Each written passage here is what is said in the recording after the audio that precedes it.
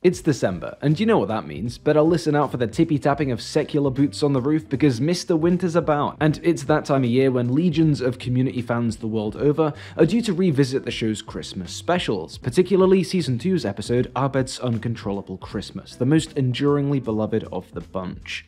People like this one, people know it's great, but I don't think everyone knows quite how deep that greatness goes. So today, I'd like to take a few minutes out of your afternoon or morning or whenever to get into what I think makes Abed's Uncontrollable Christmas such a good special and such a good episode. So yeah, let's do that. In case you've not seen it, or in case it's been a while, here's a little recap. Abed arrives at Greendale one December morning, perceiving the world as stop-motion animated. We're silicone dolls with foam bodies over ball and socket armatures. Fascinating.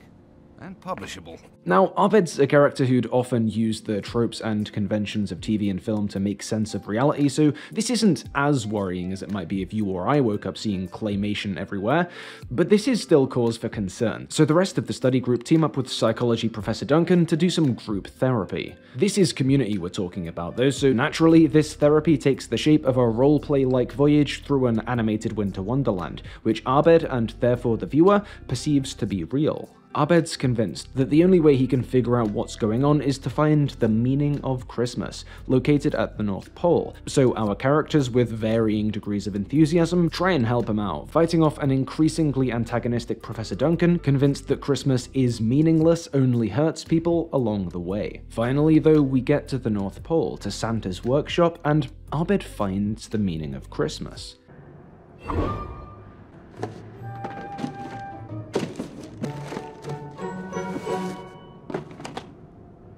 First season of Lost on DVD.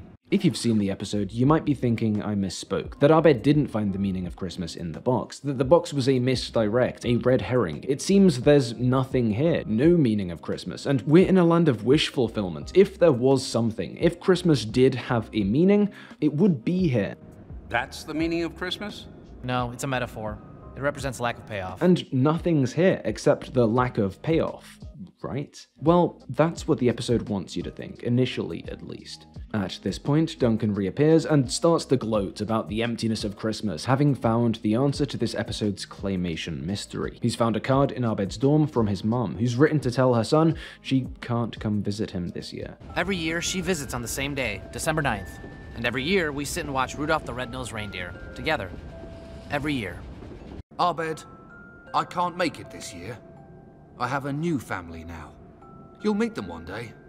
You're a man now. Abed's Christmas movie tradition is gone, and with it, it seems his grip on the real, non-claymation world. Once this truth has pierced his new reality too, it seems all hope is lost, and all Christmas meaning dead. Then, of course, the study group, still in their Christmas forms, reappear, and push back against Duncan's Christmas bad position. You are enabling a delusion. The delusion you're trying to cure is called Christmas. It's the crazy notion that the longest, coldest, darkest nights can be the warmest and brightest. And when we all agree to support each other in that insanity, something even crazier happens. It becomes true. Works every year. They back this up by singing a song all about the holiday traditions they find meaningful. Song itself, food, drink, gaming binges, and of course, faith, whether it be Christian or not. Christmas can even be a Hanukkah thing. That's what Christmas is for. This reaches Abed and rings true. He emerges from his frozen state and reflects on what he's learned, practically reading the episode's moral to camera. The meaning of Christmas is the idea that Christmas has meaning, and it can mean whatever we want. Happy ending, fun credits gag, yada yada yada. That's the episode. That's the extent of its philosophy of Christmas, I guess. Or at least that's the impression you get from a casual watch. Don't get me wrong, that is the surface layer of it, but there is more. So let's rewind. Because I lied to you about the box. Nothing's here except the lack of payoff? Well, it didn't contain the lack of payoff, did it? Abed didn't find an abstract concept in Santa's workshop. He finds a lost DVD. He finds a piece of media from which he extracts an idea. The episode blasts on from this beat pretty quickly. You're not directed to think about this shaky equivalence that Abed takes for granted, but let's, just for a few minutes. So yeah, the big contention of Abed's Uncontrollable Christmas is that Christmas does have real meaning, but that meaning is an emergent one. We create the meaning ourselves, knowingly or otherwise. That's the episode's point, or at least that's the part of the point the episode makes clearest, because there is more. It's community, of course there is. This episode's about the generation and sharing of meaning. That's the what. But the episode's just as interested in the how. How is this Christmas meaning we all dream up together shared and expressed? Well, for some people, it's through religious ceremonies. For others, it's through singing songs. But for a lot of people, particularly non-Christians or less observant ones, it is through movies or shows or plays. It's through all the fiction and lyrics and films that provide Abed's claymation world with its workshops and ballerinas and talking snowmen. Throughout this episode, meaning has been conveyed by media. Throughout this episode, the plot has been moved, the emotional beats have been hit by our characters' interactions with media. The lack of payoff, the lack of any transcendent, preordained Christmas meaning is conveyed through a lost DVD. The reason we're in this mess is the break from that emergent meaning Abed felt on not watching Christmas movies with his mom. And the mess that we're in is a trope salad composited together from every holiday film and seasonal special Abed's ever consumed, whose reconstituted environments and features become real problems to be navigated. This is a story about the creation of meaning, but the building blocks of this story are other stories, and it doesn't mean less because of that. If anything, it means more.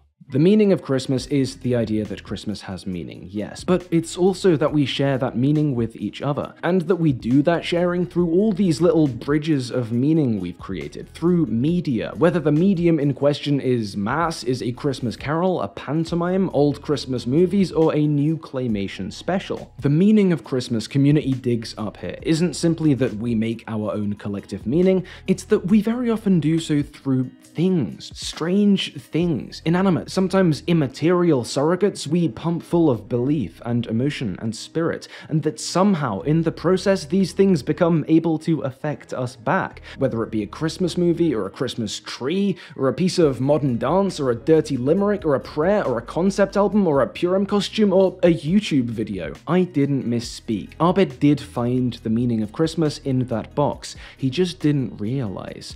The meaning of Christmas is found in Abed's ability to interpret and be affected by a circular hunk of metal and the story it holds, just as it is in the groups coming together in song to vanquish Duncan, and next year, the closeness and love shared in the gang's communal caroling and Inspector Spacetime watch sesh that follows all the Glee Club nonsense. In Abed's Uncontrollable Christmas, we see all this, but it doesn't tell you this, doesn't have Abed say the message to camera.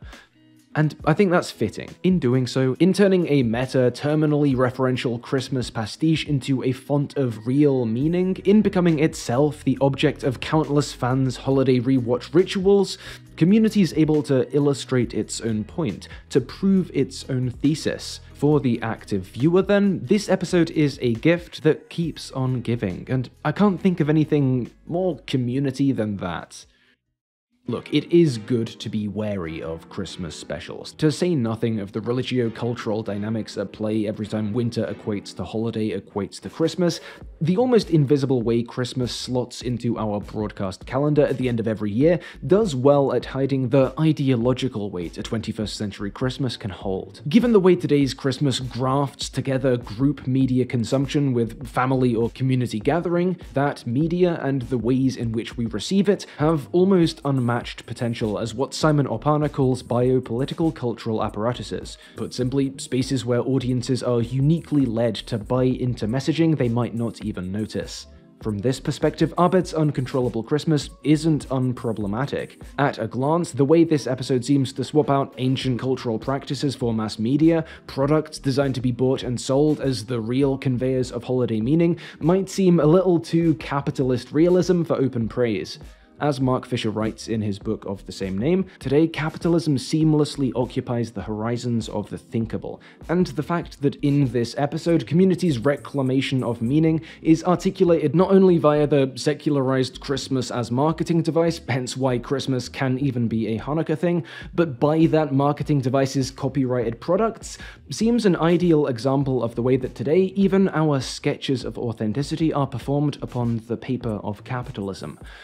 But I don't think this is the case, not fully at least. It's true that the episode imagines the products of consumerism as potential conveyors of real meaning, but they are not the sole conveyors of that meaning. They're the most visible, sure, but this is a story about Abed. Authentic meaning from an often inauthentic pop culture is kind of his thing. But we do see plenty of other vectors of meaning. The songs sung are both Christmas pop pastiches, That's what Christmas is for. and brief, almost psalm-like jingles without the Bublé core backing band. Christmas needs more presents than a haircut in a box. Both types are utterly personal. Abed's claymation world engages with specific Christmas products, but also with older, more general images and tropes inherited from pre-mass market literature and art. And what is the group's communal, transportive, therapeutic Christmas imagining, if not a similarly non-commercialized medium itself? The episode's fascination with media isn't with that mass media, consumer media, TV, film, broadcast, print field, we're often connoting with that word, but with media, with medium as a concept, the imbuing with and reanimation of meaning through intermediaries. And as we also see in this episode, as should be obvious to any viewer so far down this line of thought, that predates the commodified Christmas, predates capitalism by quite some time. So yeah, that got a little complex, but TLDR, episode good? Thanks for watching, and if you thought video good too, don't forget to tell the unknowable hellbeast that is the YouTube algorithm that by liking, sharing, all that jazz. As always, I'd also like to thank my Patreon supporters for helping this channel continue as long as it has, especially Hanan, Daniel Goldhorn, Karen Kuhlman, Magath, Brian Emily, Something Capitalism Bad, Thomas R, and Weirdy Beardy, as well as David Uriber, from whom I've recently got I think my first ever super thanks comment, which really made my day. Cheerio all.